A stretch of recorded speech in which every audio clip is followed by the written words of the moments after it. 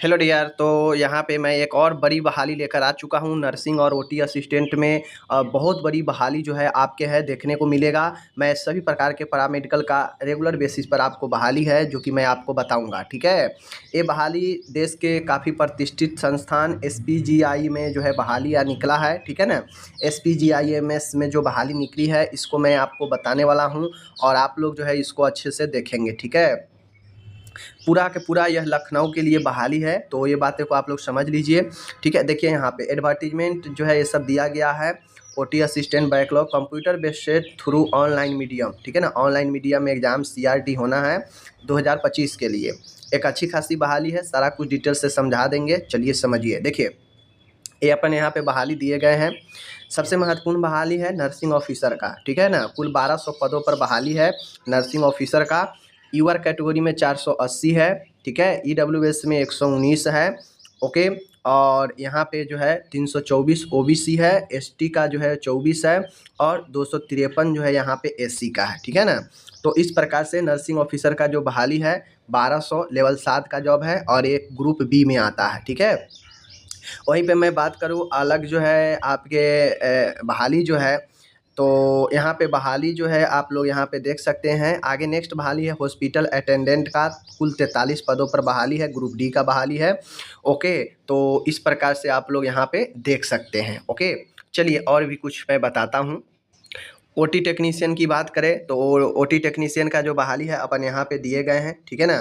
तो OT assistant का total बहाली ए बैकलॉग से बहाली है, ठीक है, ध्यान दीजिएगा। ए बैकलॉग से बहाली है। तो देख लीजिए बैकलॉग वैकेंसी इतना इतना will be advertisement separately if the post is the current advertisement are the same as those in the backlog vacancy the CBT exam of current advertisement be use to fill both fresh and जो है backlog vacancy, ठीक है ना। ये सारा चीज़ें हैं। OT assistant का टोटल 85 पोस्ट पर बहाली 81 पर बहाली है। ईवर का 28 है, ठीक है। तो इस प्रकार से आप लोग समझ लीजिए। कुल मिला के ओटी का 81 और नर्सिंग ऑफिसर का जो है 1200 पदों पर काफ़ी अच्छे बहाली है, ठीक है ना, ध्यान दीजिएगा। अब मैं इसके चयन का बात करता हूँ कि चयन कैसे होगा। तो चलिए चयन का भी बात कर ही लेता हूँ, क्वालिफिकेशन क्या चाहिए वो भी बात कर लेता हूँ, ठीक है। उससे पहले मैं यहाँ पे बात कर लेता हूँ फ़ी कितना है। तो आप यूआर कैटेगरी के हैं, ठीक है ना। आप यूआर कैटेगरी के हैं तो यूआर कैटेगरी के हैं तो आपको जो है 1180 बहाली पैसे देने होंगे, मतलब फ़ी देने होंगे। आप ओबीसी डब्ल्यूएस हैं तो आपको सेम 1180 बहाली पैसे देने होंगे, मतलब फ़ी। एससी एसटी के हैं तो आपको 708 रुपये देने पड़ेंगे, ठीक है। तो इस प्रकार से जो है आप इस चीज़ को ध्यान में रखना है। जो रिजर्वेशन होगा वो आपको उत्तर प्रदेश गवर्नमेंट के अनुसार होगा और जो भी आप देंगे, चूँकि बहाली 25 से 26 का है, लेकिन आपको जो माना गया है 24 से 25 का आपको जो है जो भी इनकम ईडब्ल्यूएस ये सब देंगे तो आपको 24 से 25 फाइनेंशियल ईयर का होना चाहिए, ठीक है। तो अपन आगे बढ़ते हैं। आगे यहाँ पे बात करेंगे। एक महत्वपूर्ण चीज़ें है यहाँ पे समझ लीजिए। आपको जो भी क्वालिफ़िकेशन मांगा गया है वो 1 जनवरी या इससे पहले का होना चाहिए।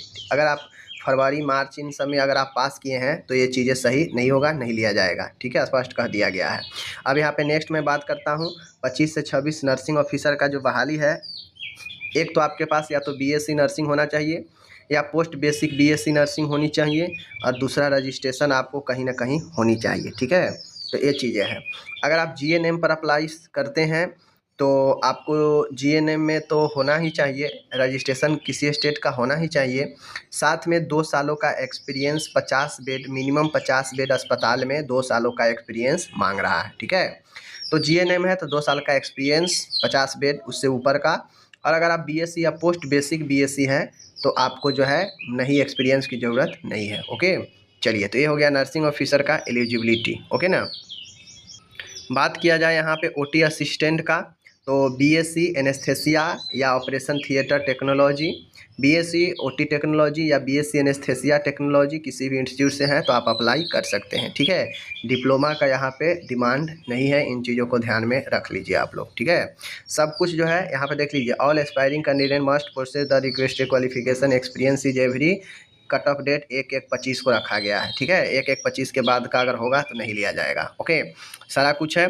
आपको डॉक्यूमेंट में क्या क्या देना है, रिसेंट कलर फोटोग्राफ देना है, ओके। स्कैनर सिग्नेचर देना है, email mobile number, image marksheet certificate diploma ये सबको देना है। स्कैनेड इमेज जो है कास्ट या कैटेगरी का, ठीक है, सब कैटेगरी जो भी है आपको एक्सपीरियंस सर्टिफिकेट अगर एप्लीकेबल है तो देना पड़ेगा। समझ गए चीज़ों को। यहाँ पे जो एग्ज़ाम होगा, एग्ज़ाम देख लीजिए, यहाँ पे एग्ज़ाम सिर्फ इंग्लिश माध्यम में होगा, तो इन बातों को आप लोग को ध्यान में रखना है, ठीक है ना। तो ये ग्रुप डी छोड़ के सब इंग्लिश में ही होगा, ओके। तो ये सारे चीज़ है। CRT एग्ज़ाम होगा। मिनिमम जो क्वालिफाइंग मार्क जो रखा गया है, EWS OBC और UR के लिए 50 रखा गया है, SC ST के लिए 45 रखा गया है। The syllabus will be uploaded in the institute website, ठीक है। आपको साथ में स्किल टेस्ट भी कराया जाएगा, ठीक है ना। अगर आप नर्सिंग का है, नर्सिंग का, ठीक है ना, इन सब का जो है आप लोग को जो है स्किल टेस्ट जो है आपको कंडक्ट करवाया जाएगा। इन बातों को ध्यान में रख लीजिए, ठीक है। तो स्किल टेस्ट सिर्फ जो है क्वालिफाइंग नेचर का होगा, तो आपको ज़्यादा टेंशन स्किल टेस्ट में लेना नहीं है, ओके। सारा कुछ जो है मैंने बता दिया। और बाकी एज तो जानते ही हैं, एज कितना रखा जाता है, ओके। तो एज का